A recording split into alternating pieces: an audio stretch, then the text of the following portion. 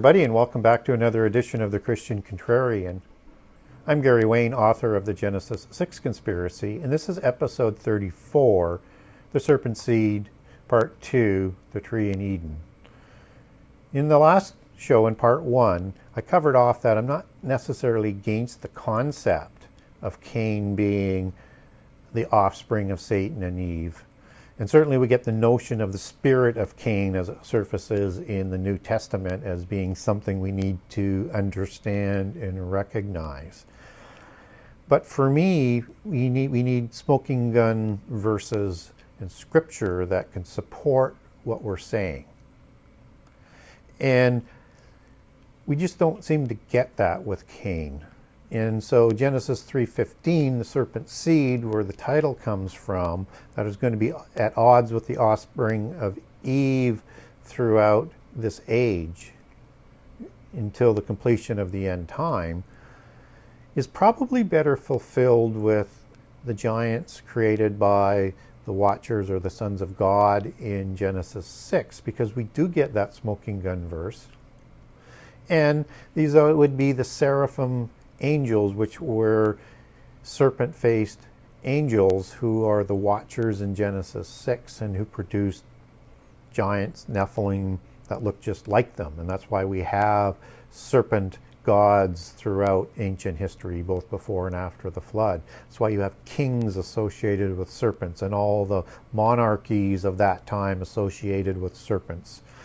So it makes sense that that is likely the fulfillment of Genesis 3:15, as opposed to Cain being the offspring of Satan, the serpent, as Revelation 12 describes Satan as a serpent and a dragon, which is the seraphim angel aspect of Satan, one of his many titles and names, I think.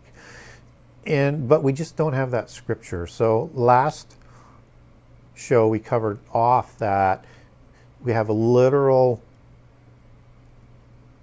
verses in Genesis 4:1 that suggests that strongly that Eve and Adam had Cain as a son, and we covered off all the details of that, where it says, Genesis 4:1, and Adam knew Eve his wife, and she conceived and bare Cain, and said, I've gotten a man from the Lord. So she got a blessing from the Lord after knowing her husband. We walked through all of those meanings in part 1. And we also talked about, though, there's these parts that the serpent seed doctrine proponents will seize on, and we need to respect their arguments and sort of analyze that. And we talked about the name Cain, 7013, meaning Adam's first child, and the root word for Kenites, and the root word for Kenizzites, and it can mean smith, and it can mean possession. And so we have that possible meaning, and as we talked about in the last chapter, that Hebrew words can have many meanings, just as Greek words do. So we have to select the right word for the narrative so it doesn't contradict anything else in the narrative or other passages, so that everything fits like a glove. And so when we look at that, that's a possibility that, they received that as an adopted child from Satan, because his name can mean a possession. And Cain is rooted in 7069 kana, which means acquired, create, buy, possess. And so the Hebrew word for gotten in Genesis 4:1, I have gotten a man from the Lord, is that word kana.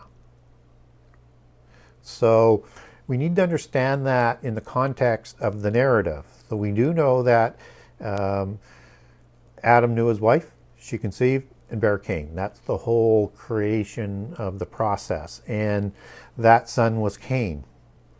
And it says, I've gotten a man from the Lord.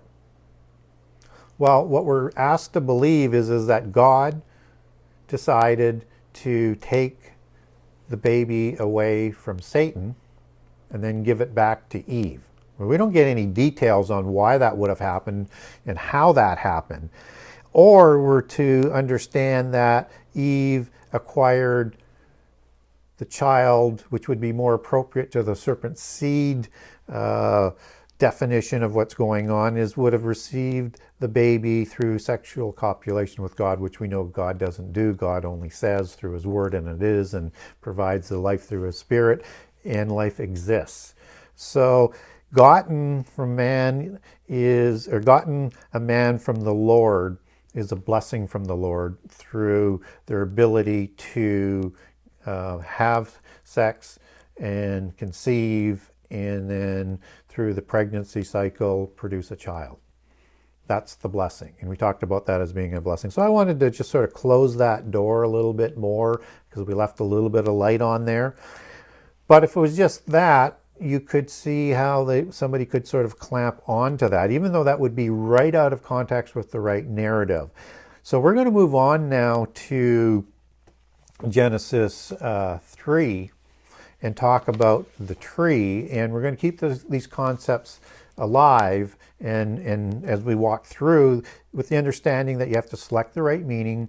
You have to make sure it does not conflict with the narrative that it's in the immediate sentence and the rest of the narrative of the chapter or other chapters. That's the standard for the literal application, so that you're not getting into an allegorical usurping of the narrative against everything else that is written. It has to fit. It has to fit like a glove. So in Genesis 3:1, 3:1 through 6, we get sort of the main sort of words that are going to be talked about and used in this. And the key words that we're going to be talking about are the words tree and food and garden and tree and the fruit thereof. And we're going to cover off those and a couple other as we walk through Genesis 3. But we're not going to deal with the serpent aspect today. We're going to deal with that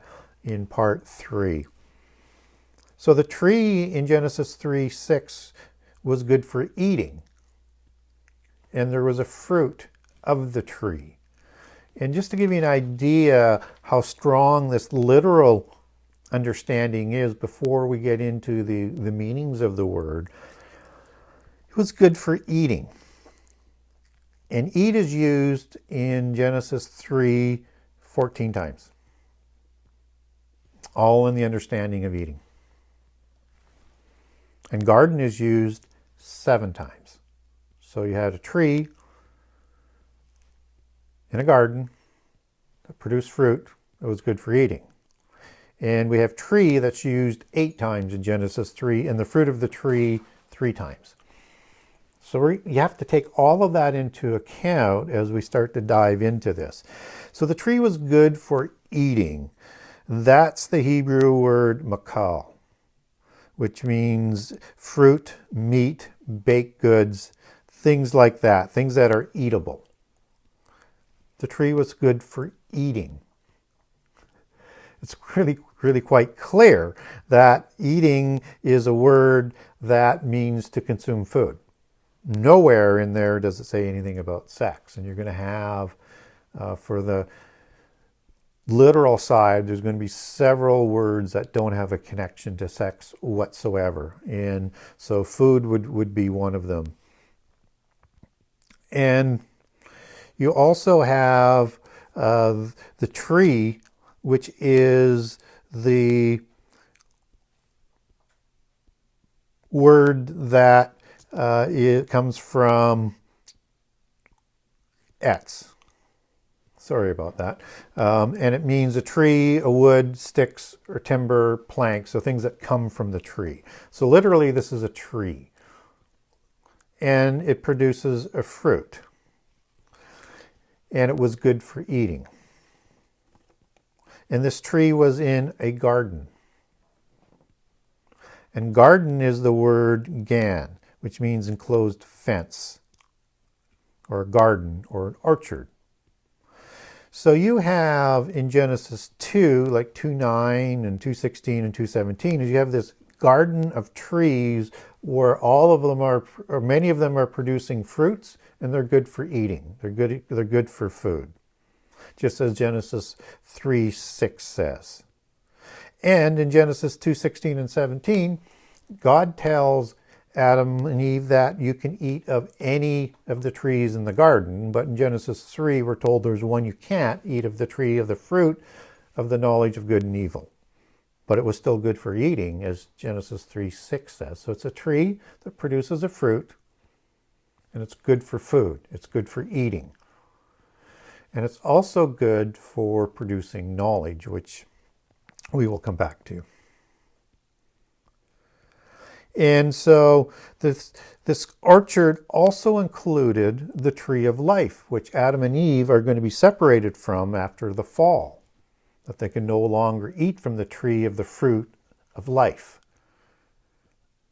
And so they won't be immortal in the physical world. They will live a long time, but they will not be immortal. And as long as they had access to the tree of life, things would continue. But after breaking the one law that God gave Adam and Eve, they're banned from the garden. And so all of the context is suggesting that this was an orchard that had a lot of trees, and there's crops that would be growing in there as well, but we don't want to focus on that. We're focusing on the tree of which had the fruit of the knowledge of good and evil.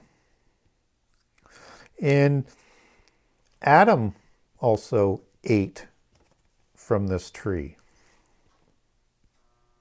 in Genesis 3:12. And what's interesting about that is if Adam ate from the tree, as Eve did, then one would have to think that Adam had sex with Satan as well. I suppose with a changeling possibility that's possible, but there was no offspring produced from Adam. It's from Eve. And so if Adam ate from the tree and Eve ate from the tree, and this is a sexual copulation that's happening with Satan, or forced sexual copulation with Satan, then one would have to say that Adam also had sex with Satan, which clearly doesn't seem to be the case. And when we look at that word eat, that's the word akal, to mean eat, eaten, eatest, as it's used for, to consume, to feed. And what you don't get in any of the meanings of the word eat is anything that has a reference allegorically or literally to sex.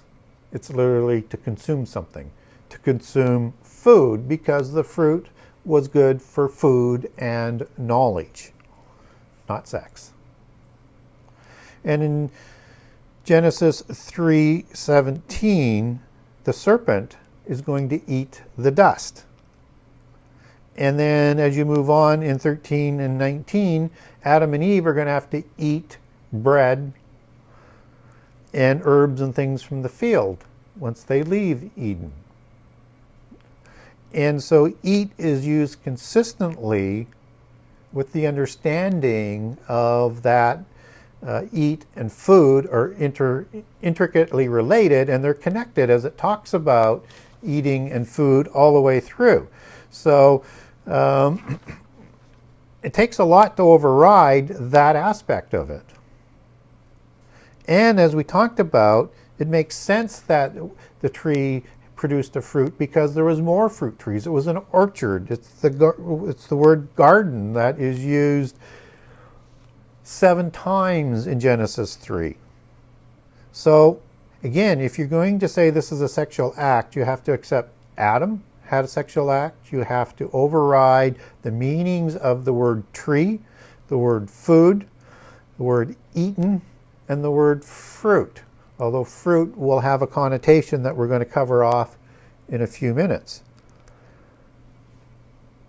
But you can't do that. There's no sex involved in any of these words in terms of the word trees and eating that we just talked about. And plus, the tree of the fruit was also good for knowledge. So you eat the tree, you eat the fruit of the tree, you receive the knowledge. But again, no sort of connection to sex.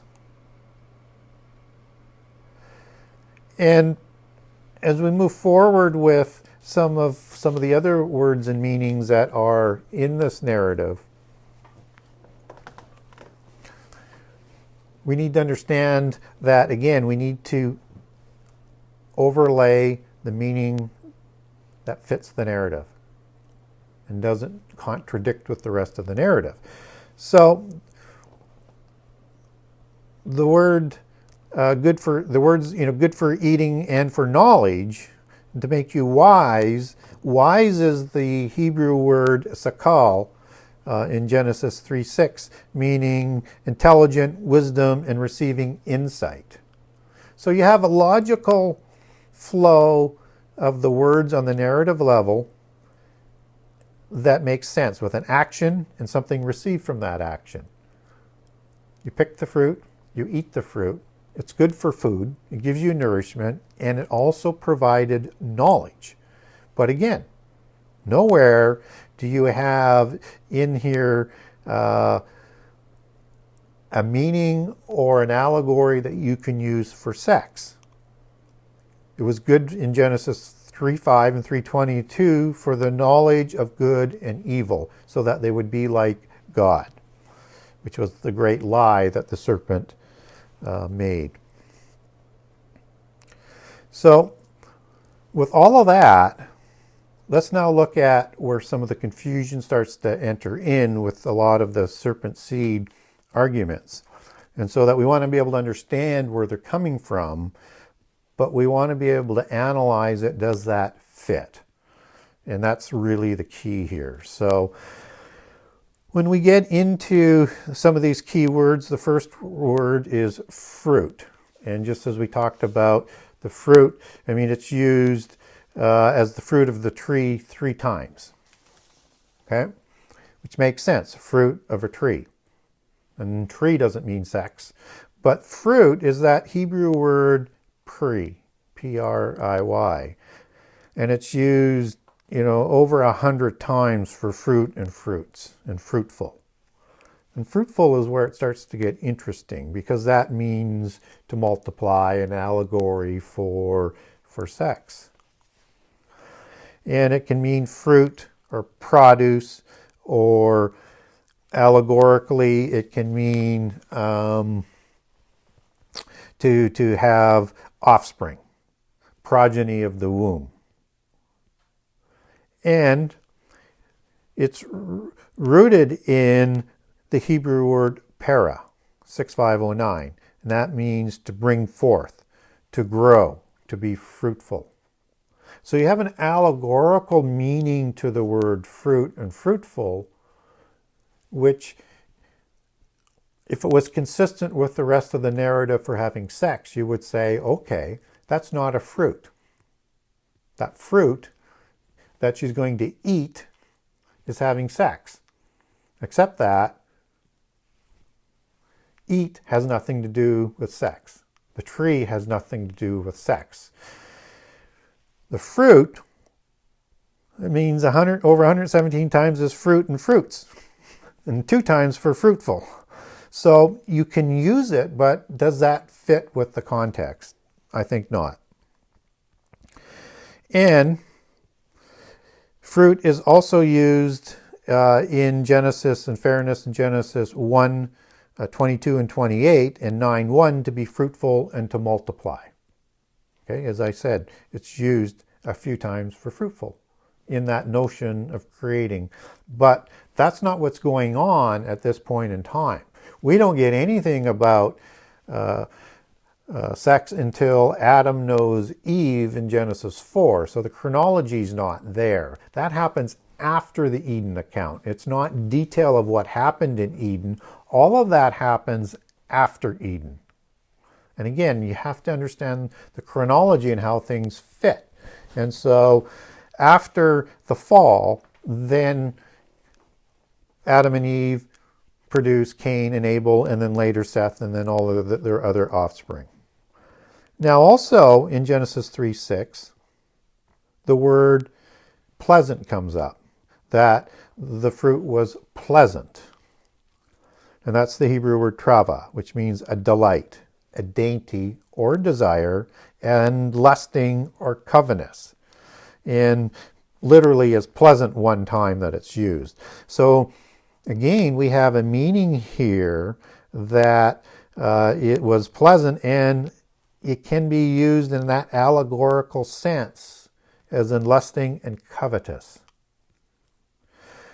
But it can also be a delight or a dainty, good for food. And it was consumed.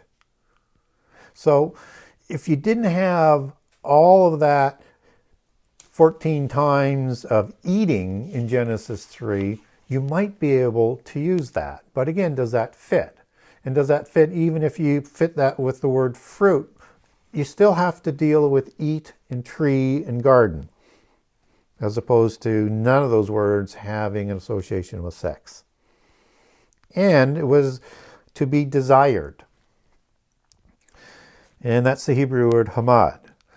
And that's delight in beauty, as in a delight, right? That we just talked about for the meaning of pleasant.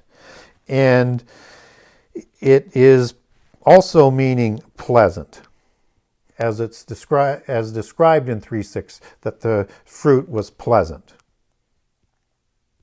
And it can also mean covet or desired. So again, you have a few meanings in terms of the word desire. And was it desirable for sex? Perhaps, perhaps not. We get covetous. But just because you desire something doesn't mean that it's not desirable for knowledge, which it was, and for eating, which it was. So again, you don't really get that direct connection, but it's used in combination with pleasant and covetous, and then fruitful, as in, producing more offspring.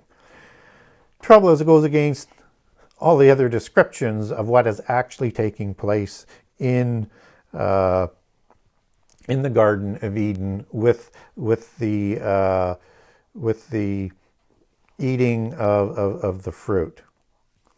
And so when we look at what is going on in Genesis 3 and the narrative, it's all about God saying to Adam and Eve, you can eat of every tree of this orchard in the garden in Eden. That's told to them in Genesis 2. So it's going to sustain them for food. And they're also going to grow some crops. And they're an agrarian startup for Adam and Eve. And then Genesis 3, they're not permitted to eat from this one tree of the garden that produces fruit. It produces a fruit that has the ability to provide knowledge. Okay? And the knowledge that it provides has nothing to do with sex. But it's that they're not to eat from this tree, because if they do, they won't be able to eat from the other tree that is really important to them, the tree of life, to sustain an ongoing immortality. And so this is about God saying to them, you can eat of all of these trees. That doesn't mean they were having sex with all of these types of trees, and that the trees are an allegory for all of these different fallen angels, and this was happening over and over and over and over. You can see where that starts to get sort of out of hand when you start using an interpretive basis. This was food that God was providing in the Garden of Eden for them, and there was one tree they couldn't eat of that had fruit that produced knowledge. And Satan even concurs through coaching the serpent. Because the serpent says, if you eat of that tree, you're going to be like God.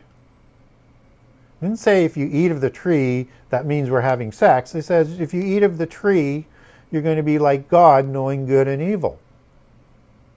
And they already had immortality by eating from the tree of life. Except that by eating from the tree of the knowledge of good and evil, that's going to void their access to the tree of life, because they're going to be ostracized from the garden in Eden. So as you walk through all of it, you have the ability to select some interpretive meanings, but it starts to make no sense with the rest of the narrative. And it then starts to contradict what is talked about in Genesis 4 with the lineage of Cain and how that comes about. And one presumes then, because the language is the same, is that they would have had to do the same for Abel. Because that's how the narrative discusses in similarity the creation of Abel with the creation of Cain. Just as it's the same words of know, conceive, bear for Enoch that Cain has with his wife. Or are we to say that all of the progeny of Cain were received from the same actions, except that we don't get those fruit allegories in Genesis 4, only in Genesis 2 and 3, and we don't have a clear path to that. In fact, it contradicts it. And with the birth of Seth, further in Genesis 4, it's the same language again. So then we'd have to believe that Seth was a creation of Satan and Eve. So you see how it doesn't flow. It flows with the literal understanding and the correct application of these words, and not the incorrect application that is used to usurp the meaning of the sentence that it's in, the verse that it's in, and the chapter that it is in, and then the rest of the Bible. And so those key words are fruit, pleasant, and desired. So you have to select the correct meaning for those words. So fruit is going to be the literal fruit or produce, not offspring. You're going to select for pleasant that it was a delight, a dainty, and pleasant, as it's used literally one time, as opposed to lusting or covetous. And desired, as in delight and pleasant. That's confirming the word pleasant, that it was a fruit good for eating. So I don't want to become too redundant on this, but I did want to underline how one has to approach Scripture in a literal sense. And particularly if you're going back to the Hebrew words, you have to be very, very careful. And if you're not aware of the different possible meanings, and you don't take the time to analyze the meaning of the word and how it fits in the narrative, how it fits in the sentence, how it fits in the rest of the Bible with other relative verses, then you're easily distracted or deceived into saying, hey, that's a possibility. And again, as I said, it may be a possibility, but not from the Scripture that we're provided. And that's the real key. So in chapter 3, we're going to get into the serpent aspect, which again is going to pour a lot of doubt on the concept that it was actually Satan who would have had sex with Eve from the serpent seed aspect. But we're not going to get into the detail of that now. So I want to thank everybody for listening. And if you want to get a hold of me and get some more information on this, I don't have a document for it yet. I'll formulate a document for the whole series over the next 30 days or so. So if you do get a hold of me wanting that information, I'll make a list of your names and your emails, and I'll send that out when I'm done it. completed the documentation. But if you're looking for other information or other documents, you can get a hold of me through my website at the Genesis6conspiracy.com, Genesis 6 with the number 6 conspiracy.com. And if you like some of the things that I'm talking about and you're interested in my book, and I do cover this a lot in my book, I give a generous excerpt on all 98 chapters on the website, and there's an email there to contact me, and you can buy a signed copy from me on the website, or you can go to Amazon or Barnes & Noble or get the Kindle edition. And you can also contact me under Gary Wayne on Facebook. And until next time, this is the Christian Contrarian saying goodbye, and may God continue to bless all of you abundantly. Thank you.